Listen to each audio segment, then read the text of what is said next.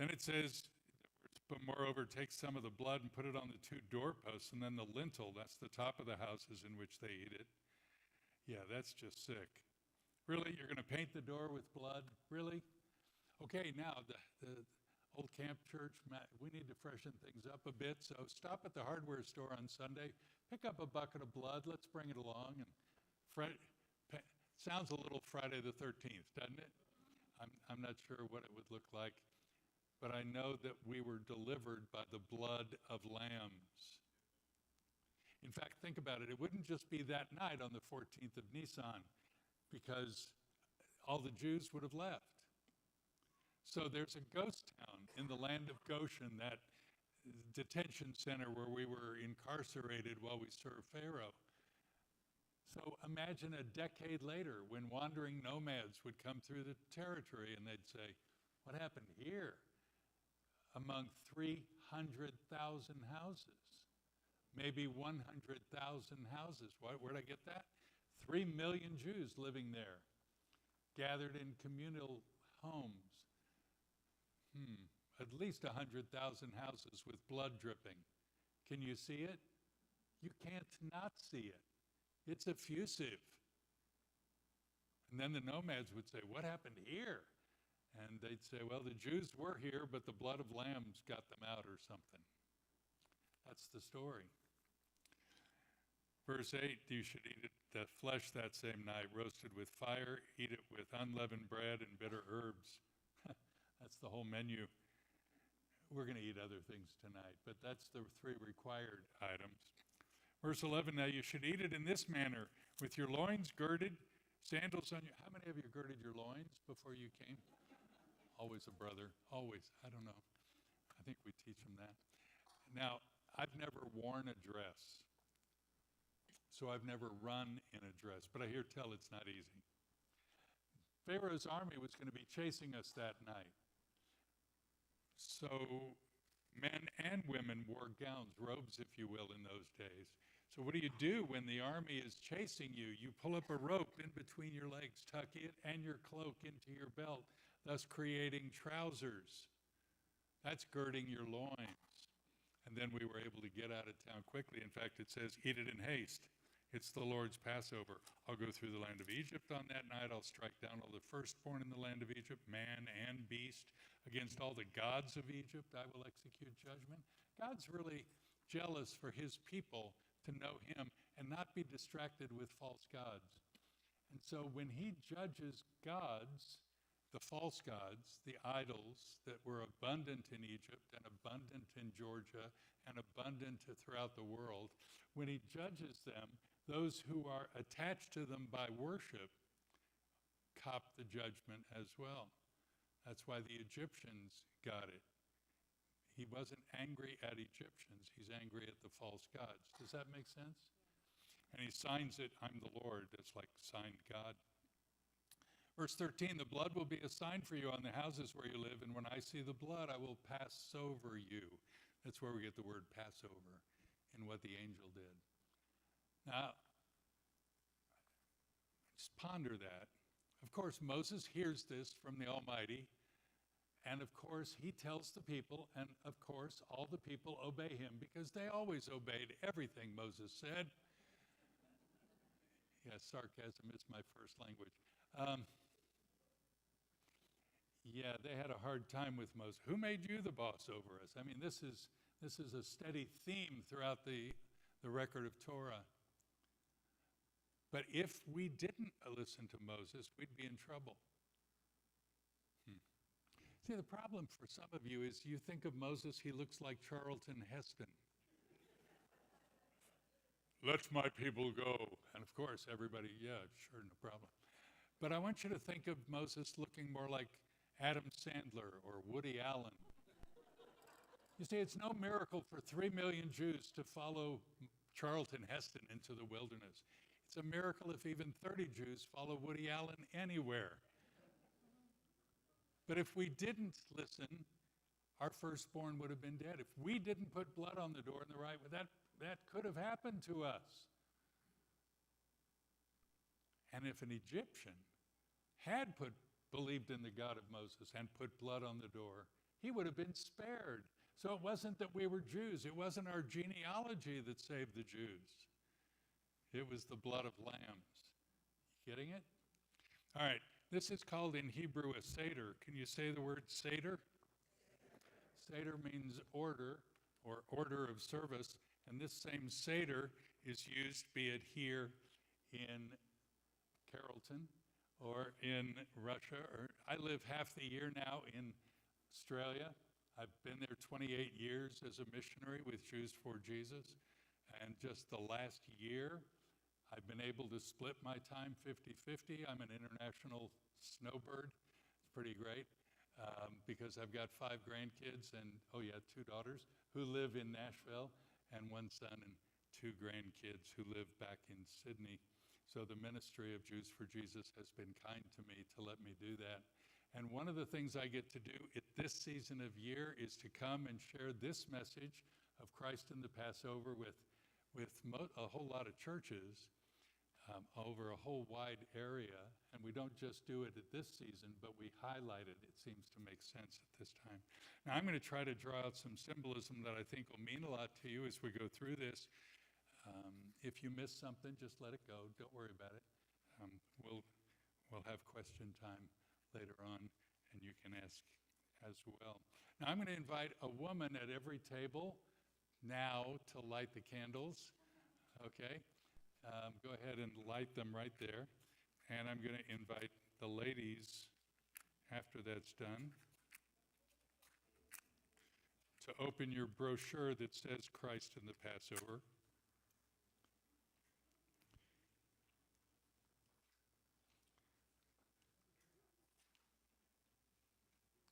Don't tell the fire marshal we're doing this.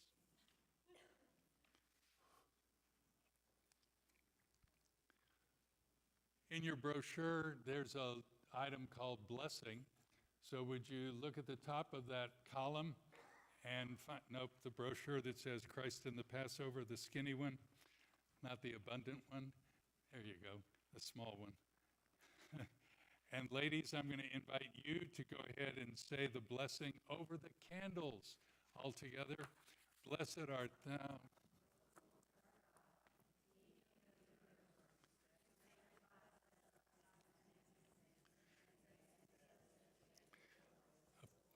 Of course, God didn't command us to light lights, but that's all right. It's tradition, and that's what we do. So we've brought light to the festival of our redemption. Isn't it fitting that a woman should do that? For it wasn't the will of man, wasn't the seed of man that brought light to the world, but the will of God through the seed of woman, the Lord Jesus, the true light, true redemption has come to all mankind. Now, there are 4 cups up here. Each member of the family only has 2 cups, one for wine, which is grape juice, but I'm going to call it wine because I can't keep track of who drinks what. And then you're going to have water in the other one. You will need both. So go ahead, let there be, go ahead and just can you put some water in one and juice in the other? Everybody at your table. Some have already done it. Good. Table 16, very good. Table 4, perfect. Well done. Juice. We're going to drink from the juice cup 4 times.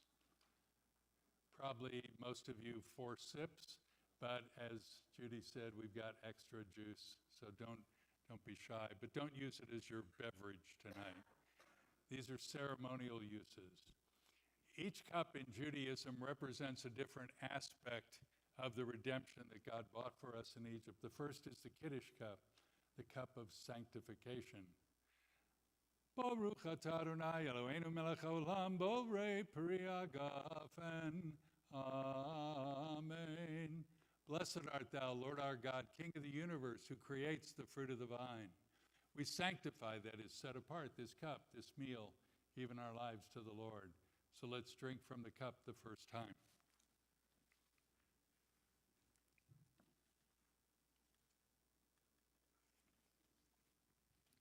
Now, my wife would come in with a pitcher of water, poured over my hands into a basin, and I'd have clean hands.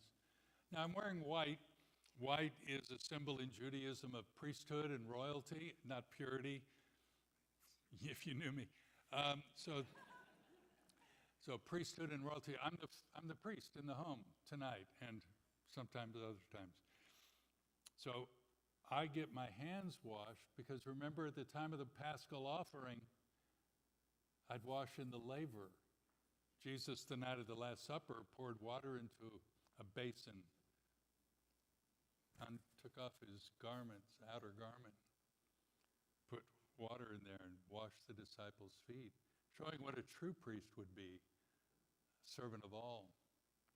Now this is a Seder, and this, friends, is a Seder plate. Always has 6 compartments on it. Y'all have some in front of you. Beautiful, well done, very, very attractive.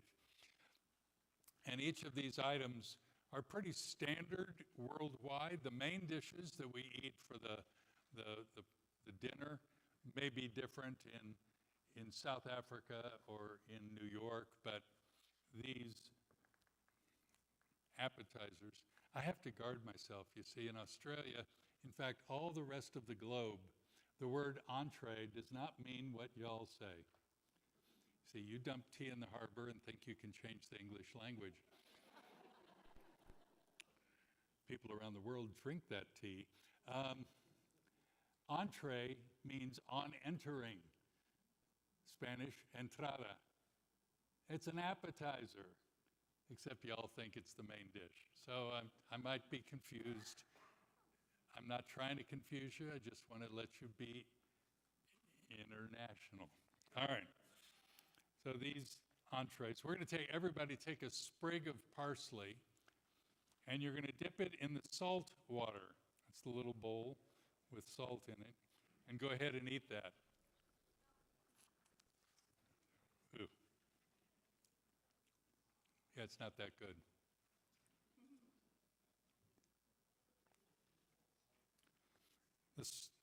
The parsley represents our life, our vibrant Jewish life there back in Egypt.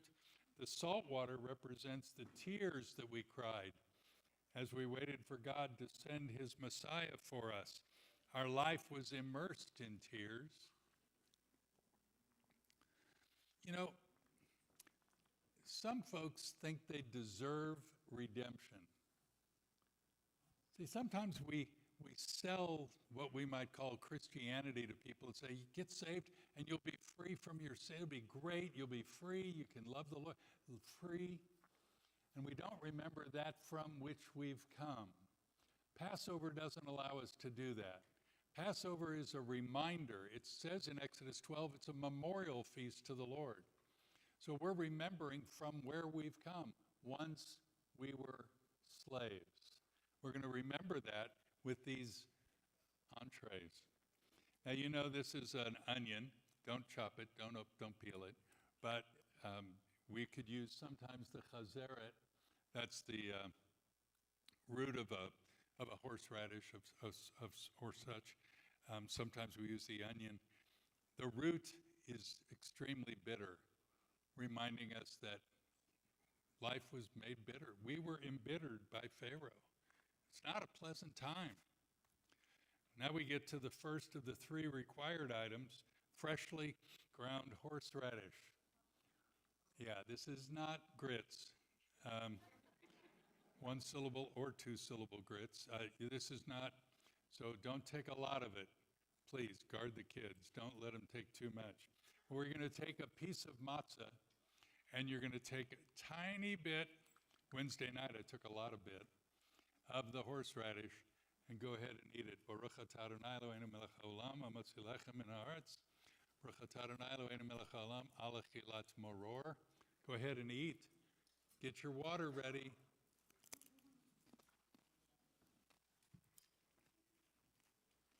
Oh yeah. It's like Jewish Dristan.